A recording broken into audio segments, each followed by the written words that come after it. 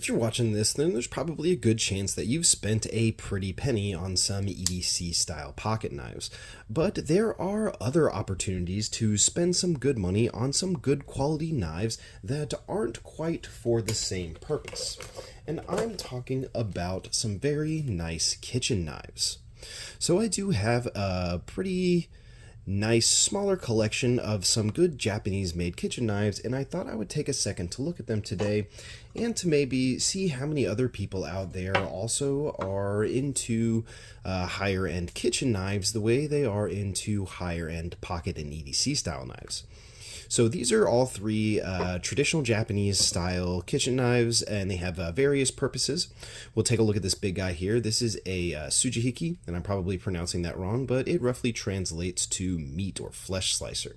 This is just over 10 inches long and is in white steel, white number 1, I believe. Might be white number 2. But it's got the Kurouchi blacksmith finish on there, and that's just the finish that it comes out after their smithing process, and they leave that on there for some nice contrast. And this is primarily used for long single draw cuts, to be able to cut through a chunk of meat in one single long draw, so you're not doing any sawing back and forth motion.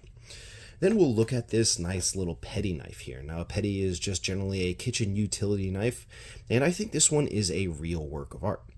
This is an Anryu blade, and it has a hammered finish, and it's a Sanmai with a stainless steel, and I think it is a blue number 2 or blue super core.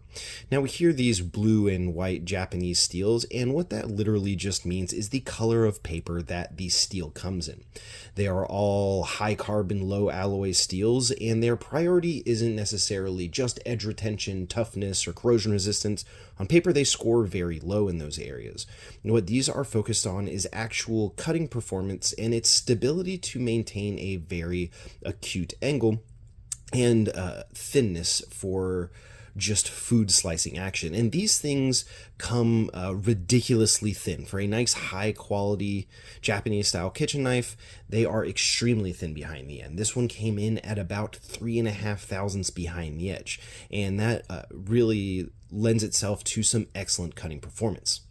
Here, this is also a Yoshimi Kato or Kintaro, and this is also a Sanmai style blade with a stainless steel jacket, and this is in the Nishiji or pear skin finish with a carbon steel core. This is either also blue 2 or blue super. So I'm curious out there, how many other people are also into high-end kitchen knives the way they are into high-end pocket knives? Thank you for watching.